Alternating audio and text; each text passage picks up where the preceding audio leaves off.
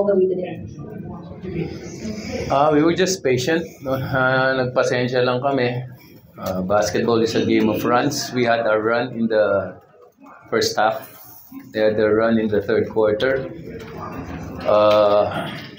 Mabuti na lang nakabalik ulit kami nung fourth quarter. Sheer hard work, sheer effort. Just the desire to extend the series. Kung si Jonard, kita natin effort niya, buwis buhay talaga.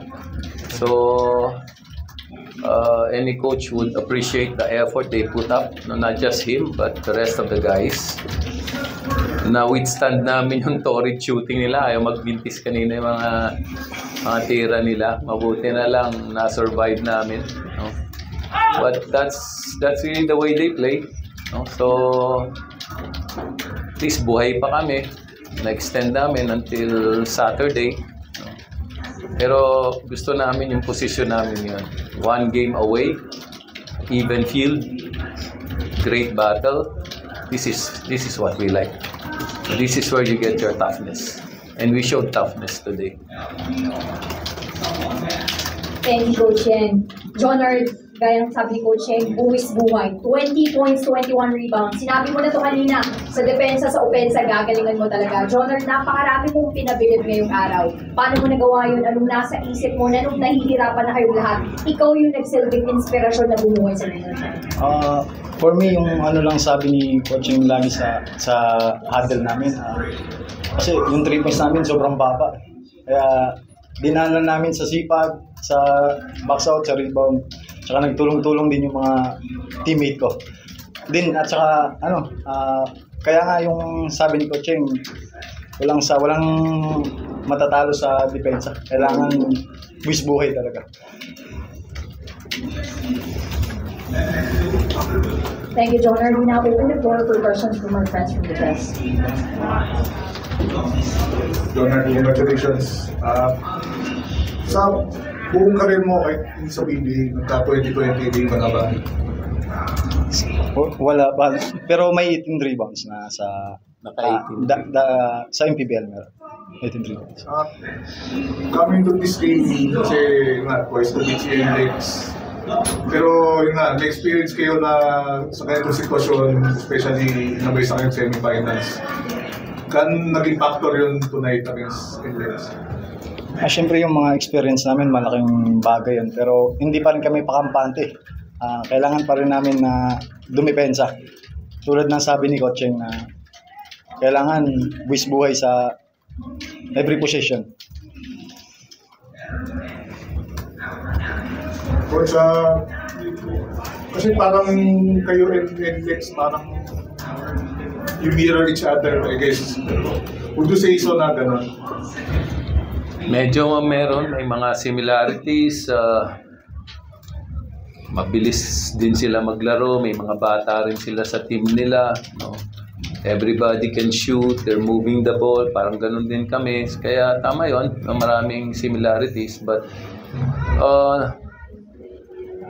ang tingin ko kasi, itong series na to, sabi ko kanina, even before the start of the game, bigay mo lahat ng kaya mo, trabaho pa, but at the end of the game, it's really, there's really luck involved. No? Swertein ka,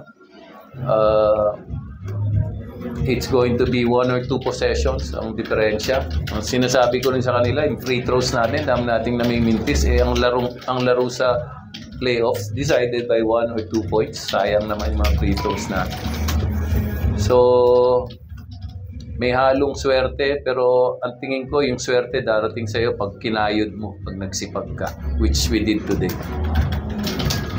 Coach, yung Elim's game niya against Index, si Cyrus Torres yung gumawa, and then kanina parang on his way to another similar performance, but you limited him eventually. Talk about yung effort naman ninyo. Noong una namin silang nakalaban, hindi yata siya nagmintis eh. May isang mintis siya. Kanina parang ayaw din magmintis. Hindi ko alam kung anong meron siya sa amin, kung galit siya o may may para kaming nakukulam pag siya yung kalaban namin. No? But meron naman siyang talagang meron naman siya talagang tira. No?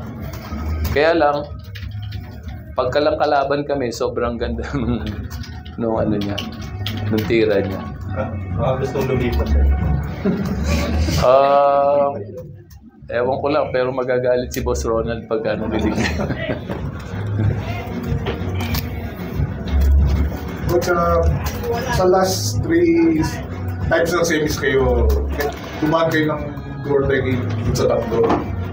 Would you think kaya nyo ulit magagawa yun on Saturday? Of course, no, tingin ko kaya namin. No, kaya lang, parang nakakapagod yung parati ka na lang do or die. No? Yun nga, at some point you will die. No? So, kung maiwasan mo. No? Ayaw na, gusto nga namin, maka top 4 kami para meron naman kaming margin, pero hindi umubra eh. So, this is the way. No? This is the way. Now we look at it as we're 1 win away from another semifinals. That's the way we look at it. Isang panalo na lang, isang laro na lang. Buwis buhay ulit tayo. Semifinals ulit tayo. Yun ang perspective namin. At yung kay Santi, di ba? Worried kayo? Medyo worried ako kasi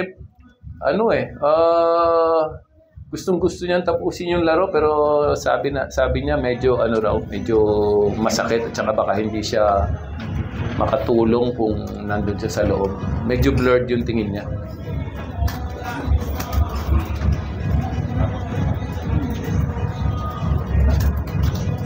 That ends our post-game press conference.